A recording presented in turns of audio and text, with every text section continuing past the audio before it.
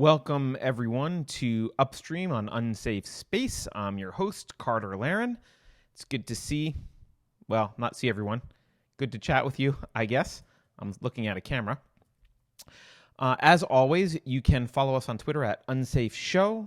You can go to unsafeshow.com. You can support the show either at unsafeshow.com or you can go to patreon.com/unsafespace. All of these episodes are made into podcasts, so you can look for Unsafe Space on your favorite podcast app. I think we have a Facebook page now. What else? I think those are most of the ways. I'll probably repeat this at the end if I forgot any. But today's show, we do a show called Upstream every Tuesday at 4 p.m., where I touch on a few different topics that have been in the news.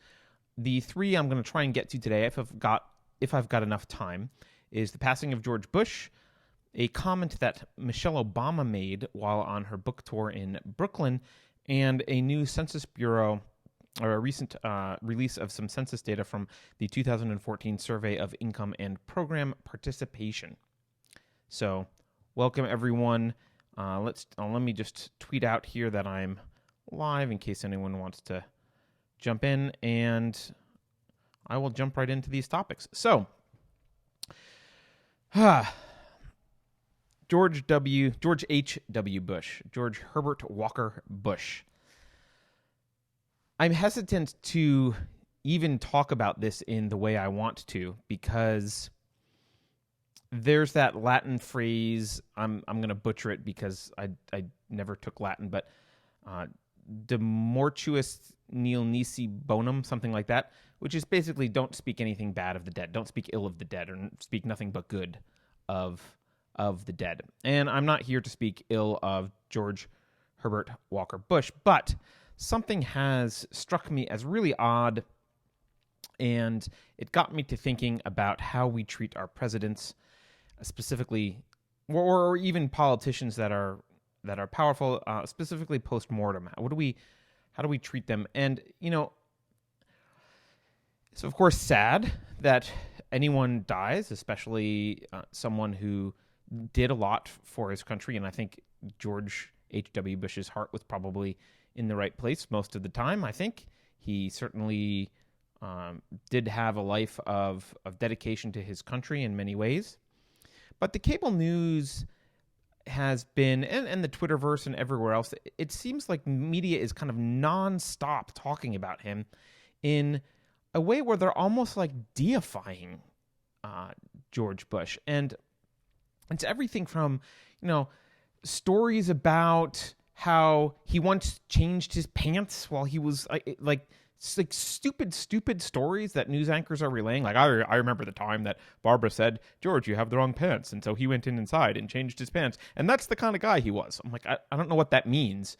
But so there's stuff like that. And then lots of, isn't his service dog awesome? We take pictures of his service dog and pictures of the service dog sitting near the casket. Now, of course, we've declared tomorrow being Wednesday, a national day of mourning. I guess Trump declared that. And so what does that mean? That means the post office, like most federal employees, have the day off. The post office isn't delivering mail. The House of Representatives has taken a week-long hiatus. So that we're going to postpone budget talks, which are obviously very important.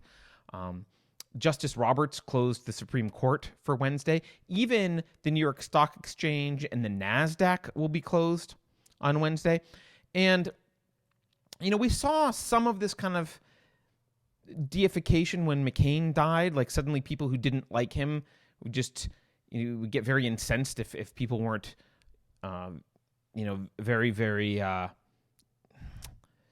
don't want to say honoring him too much, or just like if people weren't fawning over his past, people were kind of upset because he's dead, and so therefore we're supposed to think he was the best ever. And they did this with John McCain, and I think they're doing it with George H.W. Bush even more. And what really made me want to talk about this, even though I'm sure a bunch of people will be pissed off that I'm not worshiping the ground that George H.W. Bush's casket is sitting on. But look, I don't remember what cable news channel, but one of the hosts said, they were talking about the lying in state and the services that were coming up, and they were showing pictures of the casket and people putting flowers around various places, and the host said, "This is what makes America great, how we honor our past presidents." And I thought, like, what a moronic thing to say. That has nothing to do with what makes America great or ever made America great. Every monarchy honors, unless the king was, killed in some sort of revolutionary fashion. Like, every monarchy honors their past kings. I mean, Stalin was massively honored, right? How America mourns for a president is not what makes America great. And it's just such a stupid thing to say. But these kind of stupid things are said all day long, and have been for the past few days since George Bush's passing. And the reason I wanted to bring it up is because I think it's good to respect him and look back at his life and say, well, he did some good things, and we feel bad for his family, and there's a passing of a man who, frankly, I didn't read a lot about him, and I don't know him very well. I was a pretty young kid when he was in office, but seems to be a pretty admirable person on many levels. I mean, lots of admirable qualities. So I don't want to take any of those away from him, but he wasn't our king. He's not a king. This isn't like, we don't have to, we have to go into this like massive mourning, like a god has passed from the earth. The guy lived a full life. He was 94, I think, and did a bunch of stuff, including being, I think, one of the youngest, or if not the youngest, pilot in the Navy in World War II. He was the vice president. He had other high-ranking positions in government before that, and then obviously he was the president for one term. But it got me to thinking, like, why do we? Has it always been this way? Why do we? Because the founding fathers were really actually concerned about there being basically a king, right? They didn't want a king. Now, they weren't concerned so much about the president because they didn't think the president had a lot of power, and they were more concerned about Congress being sort of a king-like body, or this aristocracy, which is why they divided Congress into two branches, two chambers of Congress. By the way, Alexandria Ocasio-Cortez, take notes, feel free. So the reason they did is they were worried about Congress having too much power. They weren't so much worried about the executive branch, and so they felt comfortable concentrating all of those powers into one individual. And in fact, Alexander Hamilton originally argued, I think, that the president should be appointed for life. Obviously, that didn't pass muster, and frankly, thanks to Tom Woods recently in his debate with Michael Malice, I've learned some things about Alexander Hamilton I didn't realize, and so I'm not as big of a fan of his as I used to be. So thank you, Tom Woods. But anyhow, what has happened? Why are we worshiping these presidents in this way? And if you look at it, actually, they have become more kings. So maybe it's kind of appropriate that we're treating them like this is the death of a king. And I did a little research, and there's this really great essay by a guy named William P. Marshall, is, I guess, the Kennan Professor of Law at the University of North Carolina. I'll put a link to it below. But he writes this article. I'm going to pull it up. It's 11 Reasons Why Presidential Power Inevitably Expands and Why It Matters. And he writes in this, quote, "The notion that presidential power has expanded exponentially since the time of the framing is, of course, uncontestable." And he goes on to, he lists he lists 11 reasons why presidential power has continued to expand. And like I said, it's a great essay, but it really struck me because I think we have started to become this country that, I know that not everyone, I know that half the country seems to hate Trump, and so we're not deifying Trump, but we are, if you if you view Trump as Hitler or the devil and you're very upset about him, you are kind of giving him a lot more power than originally presidents were supposed to really have. The president shouldn't be that important. I had a friend who, I think half in jest, but years ago used to suggest, hey, I think we should just pick our presidents randomly out of the phone book. That way no one would really think much of them, and they wouldn't want to give presidents much power because everyone would know it's just some person who was picked, and we wouldn't imbue them with this sense of majesty, which we seem to do, either for good or bad. But these 11 things, I want to walk through really briefly what William Marshall writes in this essay. And I think this essay is from during George W. Bush's presidency. So this predates Obama and Trump. And I think a lot of the points he brings out have gotten even more exaggerated or worse. So why have our presidents become like kings? And let's walk through these 11 reasons really quickly, because obviously it could take probably hours for each one to really dive into it. The first reason he cites is that there is constitutional indeterminacy of the presidency. And what he means there really is the Constitution isn't super clear about what the powers of the president are. And that causes a problem because it's difficult to then point to them and say, well, this is clearly beyond the scope, because the scope isn't as well defined as it probably should be. So that's the first reason he gives.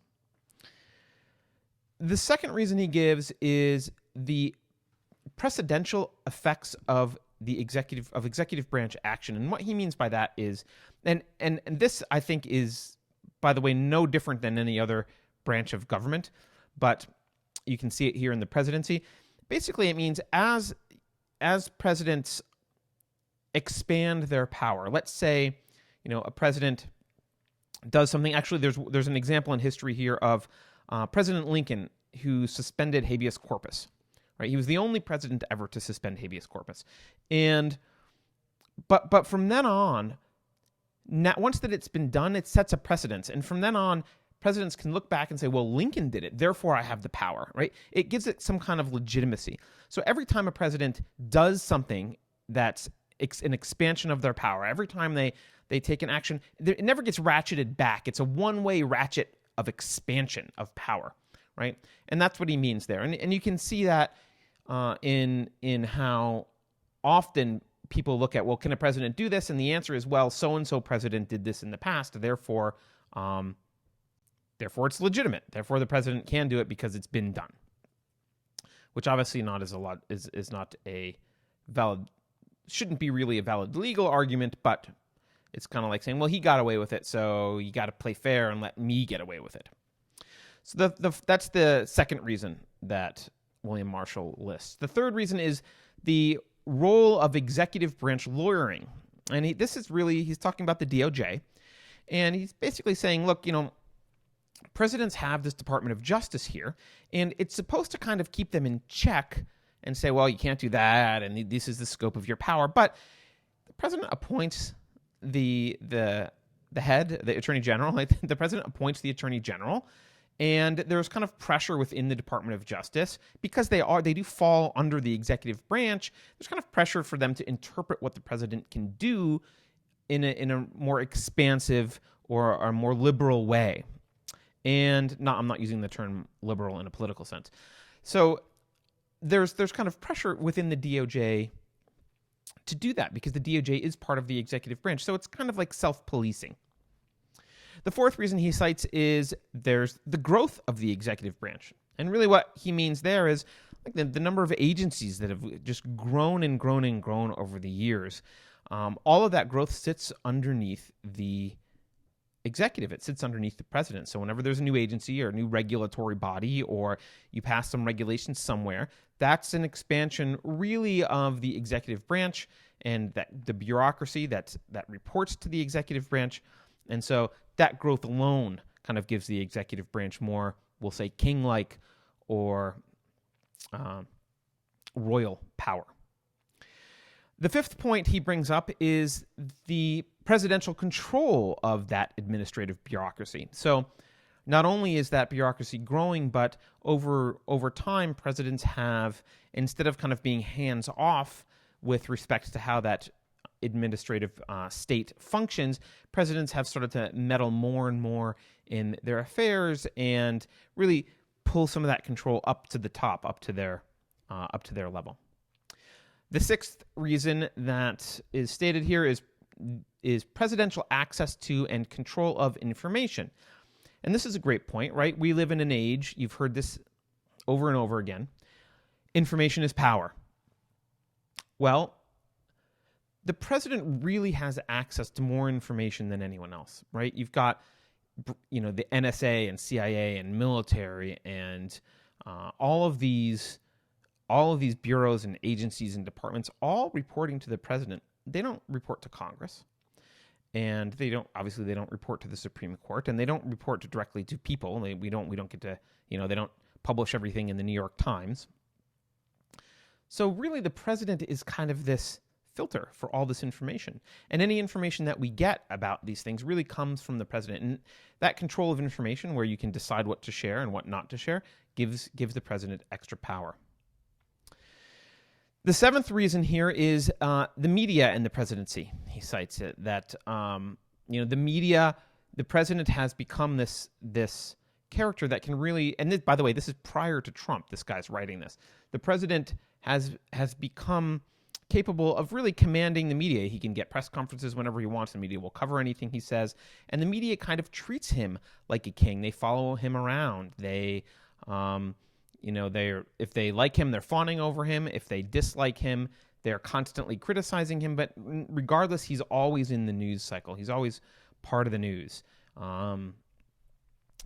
Everything from, what his jackets his wife wears to things he says, or dogs he has or whatever it is. He's covered kind of like he's royalty. The eighth reason that William Marshall brings up, the eighth reason he writes is that the presidency has become in popular culture really this icon of power, and people view the president as representing the nation in a way that has grown in recent years. And so the president people view the president as speaking for the country and representing the country in a major way. And so that kind of gives the president extra power because there's this expectation that he speaks for the country. The ninth reason is military. By the way, some of these reasons are clearly overlapping. The ninth reason is military and intelligence capabilities. So obviously the president has power over the military. You see this with George Bush, for example, able to order deployments of the military without going through Congress. And all the presidents, I think, in recent history have done that. So he's got control over the military and intelligence branches, which obviously gives him power. The 10th reason is the need for government to act quickly. So, back in the founding days, if a country was going to go to war with us, they'd have to get on boats and make their way over to our shores, and you'd have a lot of lead time. And you could find out via telegraph or whatever. Well, actually, in founding the country, there was no telegraph, but regardless, it took a long time. For people to come over and wage war, it took a long time. And so things were a lot more slowly moving. Nowadays, someone can press a button and send an intercontinental ballistic missile, and it takes seconds. And so the government needs to act quickly, and it's really impossible for Congress to act that quickly. So, we tend to imbue the president with more power so that he can make quick decisions in times of, quote, emergencies and that kind of thing. And of course, emergency powers are generally not rolled back. And so the final reason William Marshall gives is the increasingly polarized two-party system. And what he means by this is when a Democrat is in power, because we've really become this two-party system. When a Democrat is in power, we end up, a lot of times, the Democrats end up wanting to give him or her as much power as possible because it's their person. And the reverse happens when the Republicans are in power. And so both are ratcheting up the power of the executive branch. And of course, this is doubly important if one party is in control of both Congress and the presidency, because there's this kind of two-party mentality. Then you end up with that party really kind of all being on the same page about getting their agenda accomplished, and they don't really care if the president is their person. So like, if he can do it, great, and they'll support it, and there won't be any pushback. So I thought that was fascinating. It was really interesting read, and it explains a little bit why or how maybe we've started to treat presidents like their royalty, like their kings. We've imbued them with all of this power. And so when they die, we kind of, it's this like deification. It's like the death of a king, right? And we have to close the stock market, and it's a big deal. And again, there are many things that were admirable about George Herbert Walker Bush, but not everything was admirable about him. And he wasn't a king, and he wasn't perfect, right? When I think of George Bush, the original George Bush, the two things that come to mind for me are his read my lips and no new taxes thing. I remember being in, I think it was high school. There was, I remember someone had in their locker a picture of George Bush, and someone had taken it while he was speaking, and he was kind of like making a gesture with his hand, and it looked kind of like a middle finger, right? Right? And they had captioned the picture, read my lips, no new taxes, right? Everyone was very upset because he had lied about not having new taxes and introduced new taxes. That was a big deal. And obviously the other thing he's, I think, known for a lot was Desert Storm. I'm not sure you can say that was a good thing. I'm not a big fan of mucking around in the Middle East, and I get that, we felt we needed to liberate Kuwait, and Iraq was doing some horrible things, but mucking around in the Middle East has not really led to peace and harmony worldwide, and certainly is a contributing factor to things like 9/11. Bush also was, approved bailouts of banks, and if you remember the savings and loan scandals and the failure of I think with Drexel, Burnham, and Lambert, and then the subsequent bailouts of savings and loans. There was Bush supported a semi-automatic rifle ban. He was certainly into the drug law. So if you're kind of libertarian and you think that the war on drugs is really a war on people, and it's bad for this country, well, George H.W. Bush and obviously Reagan before him, very, very into the drug law, the anti-drug laws, and he spent, I think, $3 billion to expand anti-drug programs and that kind of stuff. So, like many politicians, he was a mixed bag. Probably a great guy. I don't know. Maybe he was a great guy. Seems like an admirable guy in many ways. I'm not saying we shouldn't, have a moment of silence and mourn the loss of a president. I think that's appropriate. But I really think we need to start checking ourselves. These people aren't kings. They're not gods. They aren't perfect. And it's completely legitimate to say, the guy did some things that were okay. He did some things that weren't okay. Let's have a moment of silence for him and honor what he did well. But let's not go over the top. This 24/7 coverage for several days about George Bush and his dogs and his wheelchair and his, the time that he changed his pants it's a little bit much. I think we would behoove ourselves to not treat our presidents like kings, and maybe even roll back some of that executive power we seem to be so intent on giving them. So that's the first topic I wanted to talk about. The next topic is Michelle Obama, and I think I might surprise some people by saying I'm going to agree with something Michelle Obama said. But first, let's talk about Michelle. She wrote a book. The book is called Becoming. Now, when I heard the book, I was like, that sounds like a horror movie. And then I realized, I looked on IMDb, it actually was, there was a movie called The Becoming. It only has 2.9 stars out of 10 on IMDb. Angels fall from the heavens, then they turn into vampires. Sounds like a thriller.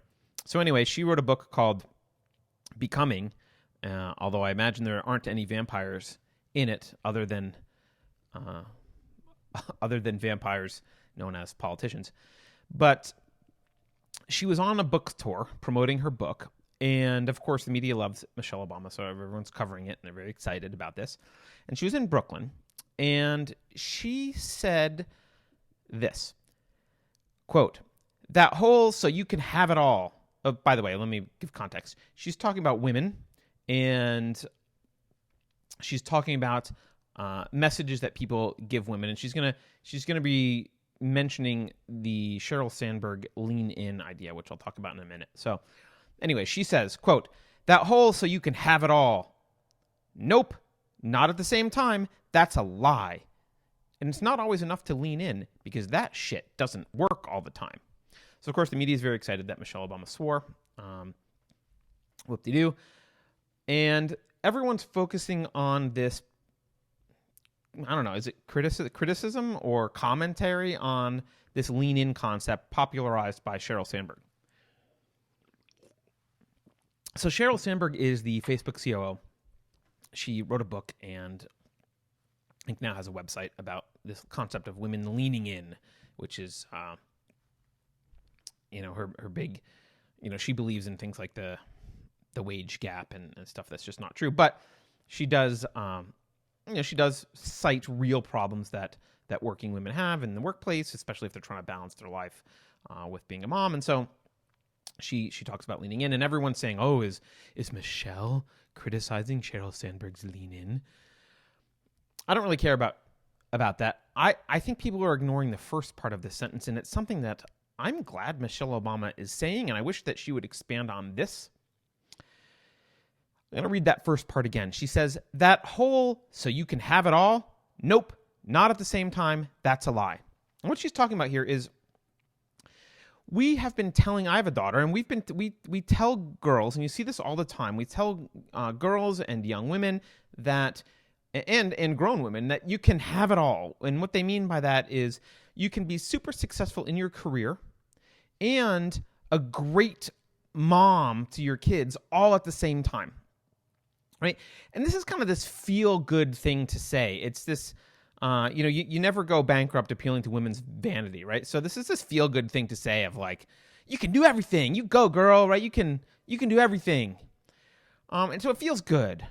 And if you don't think about it much, you think, oh, I'm doing good. I'm telling young girls and women that they can have it all.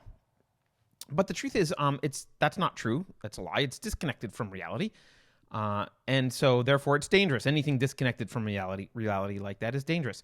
No one can have it all. And we need to step back and really kind of analyze what's going on here. And there's a nuance that I want to explain to this. So children need parental involvement, right? This is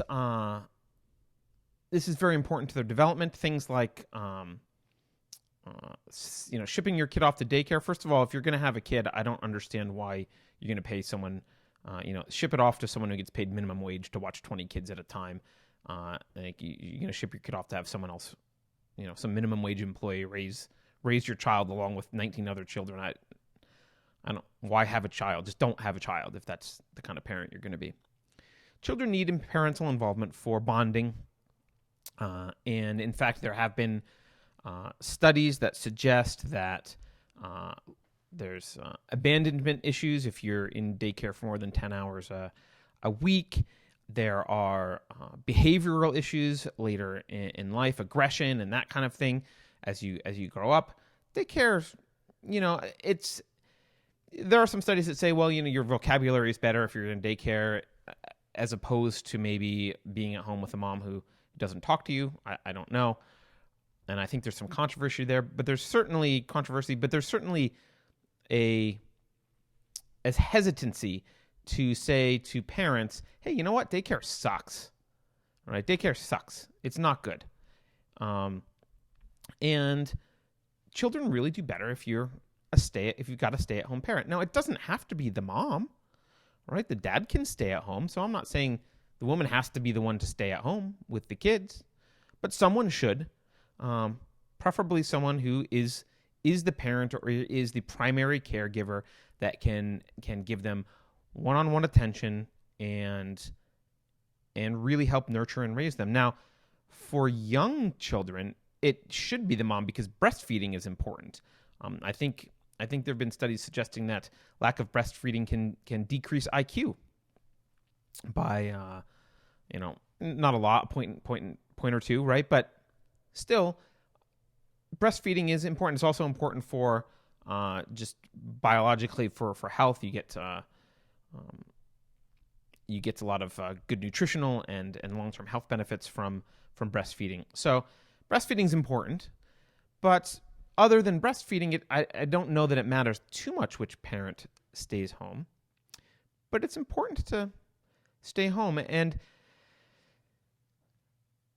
I'd be happy to stay home as a dad, right? My wife wants to go out and work. I'd be happy to stay home. I love kids, so I'm not saying that it's got to be the mom, but I am saying that it's better to have someone stay home with a kid.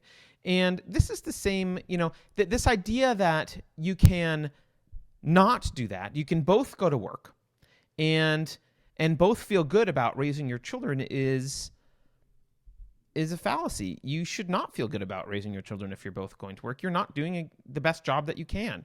You're sending them off to daycare to have someone else raise them. And this is, and it means, by the way, you can't be, if your goal, let's say that you're in kind of a traditional situation and your husband's going to go to work and you've kind of agreed that he's going to go to work and you're choosing between staying at home and also going to work full time. Now, again, like I said, I don't know how many times I have to say this, could be the other way around. I'm not saying it has to be the woman that stays home, but if you're a woman and your husband's going to work and you've both decided that he's going to be a breadwinner and you're deciding whether you need to be a second breadwinner or stay home, and someone comes to you and they says, well, you can be a super mom and an excellent CEO. Like, you can be the best of both. You could just do both. They're lying to you. That's not true. You can't do both well. If you choose to go to work, you can do work well, but you won't be a great mom at that point, or you won't be that great parent that's there for the kids. And if you're a great parent, then obviously you'll have to compromise work. It could be that you could do a little bit of work depending on how old the child is, but you got to compromise something. And this is just basic math. There's only so many hours in a day. There's only so much energy you have to devote. This isn't really any different than advice that, I give to startups, or anyone gives to startups, right? It's not just, I didn't invent this advice, right? But, I've been in Silicon Valley for almost 20 years, involved in startups and doing angel investing and advising for, over a decade.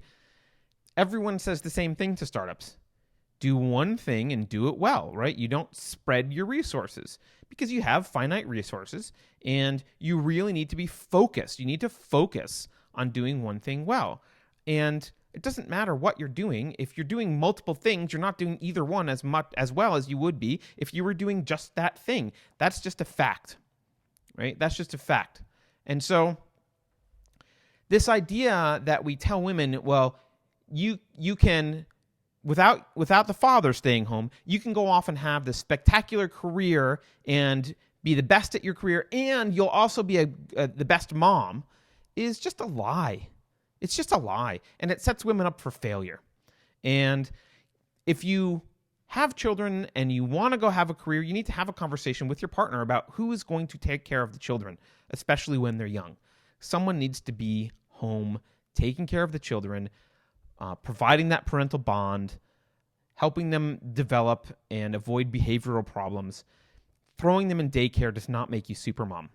And I think it's a horrible, horrible message to be telling women. And circling back to what Michelle Obama said, with the context I just had in mind, she says that whole "so you can have it all," nope, not at the same time. That's a lie. That is gold. That sentence of Michelle Obama's is gold. And that's what people should be focusing on. She is 100% right about that. And she talks about, when she first got into the White House, her focus was on getting her family taken care of, making sure the girls were, transitioning into their new school life, and really making sure that the parental needs of her children were being taken care of, because her husband was busy on Drone Tuesdays bombing people in the Middle East. But that's a separate issue. But look, she was focused on it sounds like she was focused on the right thing. I don't know everything. I haven't read her book. I don't know everything that she's saying, and she and I probably disagree about many, many things, but that is a great point, and I'm really glad that she said it, and I wish she would say it more, and that more people would cover her when she says that, and focus on that argument she's making, because she's spot on. So chalk one up for Michelle Obama. Never thought I would say that, but here we are. I'm saying it. All right. Last thing I want to cover here.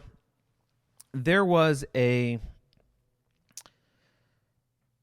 let's see. The Census Bureau released the 2014 survey of income and program participation. There's an article about this. Let me pull up this article so I can just be referencing it while I'm talking. All right. So this is some data about the usage of welfare among immigrants and non-citizens. Now, it doesn't look like they differentiate between legal and illegal non-citizens here. But the reason I want to bring this up is just yesterday I was having a conversation with a friend of mine about immigration. And of course, we were talking about how if you express concern over any kind of immigration, you're viewed as xenophobic, right? And I think we really need to break this down, because it's not about xenophobia, and actually maybe anti-immigration isn't the right way to look at this either. It's just a Band-Aid to a problem that, the Band-Aid actually maybe won't help. So, look, there are people who are pro lots of immigration, legal or illegal, because they have this mindset, or at least claim to have this mindset of they want to help everybody in the world. Oh, they should be helped, right? Can't we help them? We're a rich country. We should help them. First of all, the use of the word "we" is really bothersome to me. There is no we. We're not. My money isn't your money. You don't just get to reach your hand into my wallet because you think, quote, we should help people. If you want to help people, go ahead. By all means, throw some charity to whomever you want. I'll do the same. But this whole idea that we should decide how to do nice things, that's not what the government's for. Right? The government really is supposed to protect us, protect our individual rights, protect us from foreign invasion, protect us from people who violate our rights internally. It's not a collective charity. We don't choose to donate to this kind of stuff. But anyway, so they use this idea that we should help everybody. Now,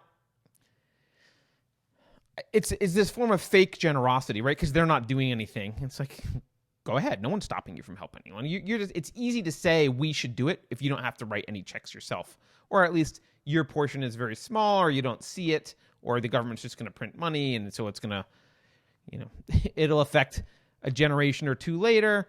It's easy to virtue signal and act like you're so caring because we should help everyone. So that's just fake and a bunch of bullcrap. But the other argument, because by the way, resources aren't infinite, right? We don't have an infinite amount of money. So, if you're gonna this we help everybody thing, where does it end? I mean, there's 7 billion people on the planet. We don't have the resources without, obviously drastically affecting our own standard of living. We can't just. This isn't one giant. The world's not one giant commune. So, So that's obviously a specious argument. But, the other argument here is if you do want to help people, you know, actually letting them come in to help them is actually a horrible way, right? There's been studies. So, for example, when there was the Syrian refugee crisis in Europe, here, let me pull up this article. It's in the Independent here.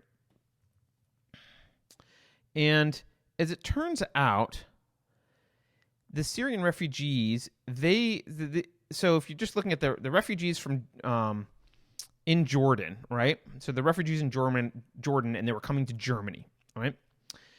And according to this, a budget of $3,000 per refugee in Jordan, if they stay there, would provide them food, water, education, and opportunity. So it costs you $3,000 roughly per refugee to help them where they are, right? You want to bring them into Germany? Well, it costs you 10 times that. It costs you $30,000. So that means you could help 10 times as many people by not letting them in the country and helping them in where they are, if you really are bent on spending money to help people, right? Now, this is specific to Germany in that situation, but the same principle applies. Typically, it's cheaper to help people where they are if you really want to do that. So even if you want to do charity, which you should do with your own money, not someone else's, it's cheaper to do charity by helping them where they are. And then really, I get that it's a hard problem. It's easy to say we should let them in. It's a much harder problem to figure out, like, gee, why are things going poorly where they're from, and how can we actually help them? And, the answer is usually capitalism.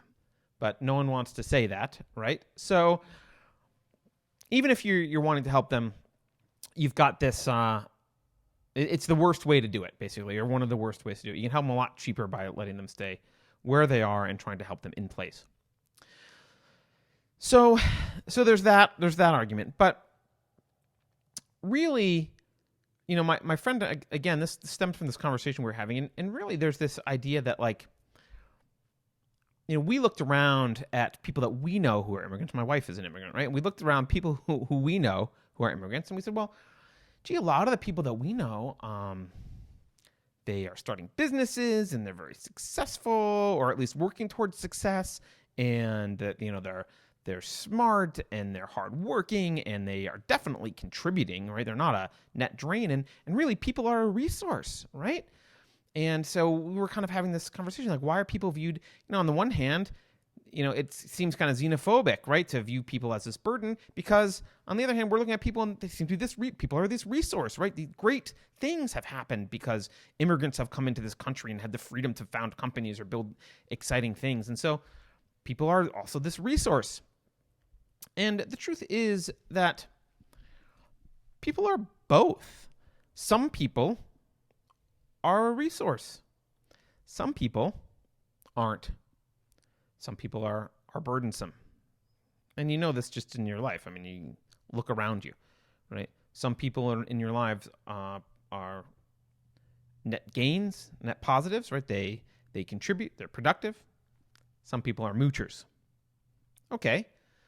So this brings us to the question of, well, 100 years ago, we didn't have this welfare state. And now we do, and the incentives have really changed. And this was kind of a hypothesis we had. Well, but it seems like the incentive has changed. Because we always hear, like, well, immigrants don't use a lot of welfare or whatever, and, But we thought about these incentives. And, 100 years ago, you come in, let's say, the early 20th century. You come into America, well, there is no safety net.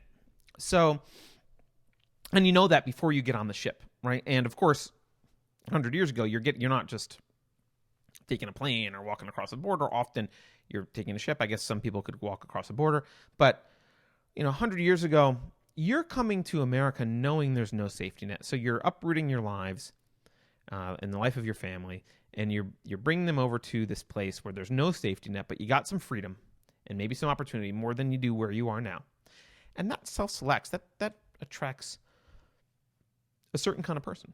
And I think roughly a third of the immigrants that came at that time ended up leaving because it turns out they needed the safety net, or they couldn't hack it, or whatever it was. They didn't like it, right? And so when you don't have a massive welfare state,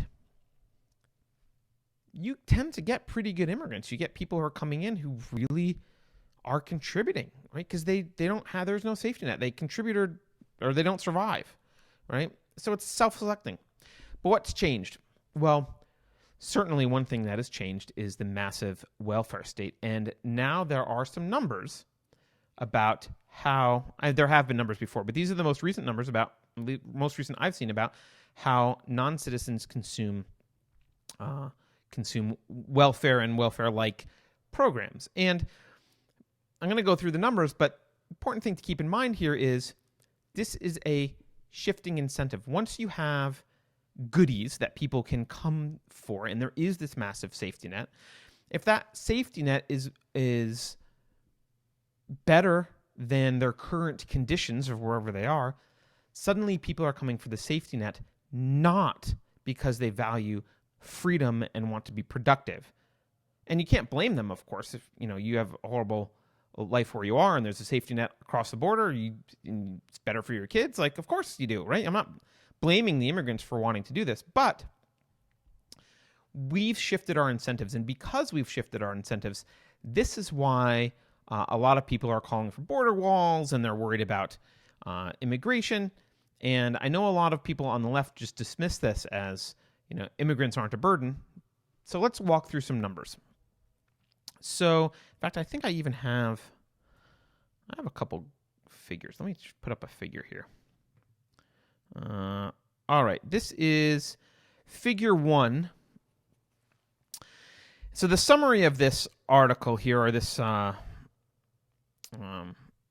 survey, the summary is roughly 63% of, quote, non-citizens are on some form of welfare, right?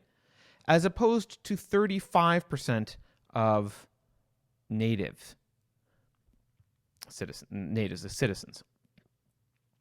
And so if you look at this graph, you can see that any welfare right at the beginning here, 63% non-citizen households. Again, I don't think they're distinguishing between between legal immigration and illegal immigration. So non-citizen households, and then they have all immigrant households, naturalized citizen households, and native households. I'm going to skip over the middle two because they're actually in the middle mostly for these. So you've got non-citizen households, any welfare 63%, native households 35%. If you just look at cash, 31% non-citizen households, 19% of native households. Food, 45% of non-citizen households, 21% of native households. Medicaid, 50% of non-citizen households, 23% of native households. And then housing. Housing is the only one actually where native households use more of it. Non-citizen households, 4%, native, 5%. But everything else, and of course overall, is massively skewed towards, if you're a non-citizen household, you use a lot more welfare resources than people than native households do. So that's interesting. And now one thing that people bring up is what they kind of assume this can't happen because they say, well, illegal immigrants can't collect a lot of welfare. Now that's not necessarily true. Some states do allow it, but what happens often is their children are born here and they can collect on behalf of their children because their children become citizens. And the other interesting thing to note here is that the 63% of non-citizens that are using welfare, it actually grows to 70% for those who have been here for 10 years or more. So it's not that they use welfare and then get off of it. It's that they actually probably learn how to work the system more or whatever. Maybe they have more access as they're here longer.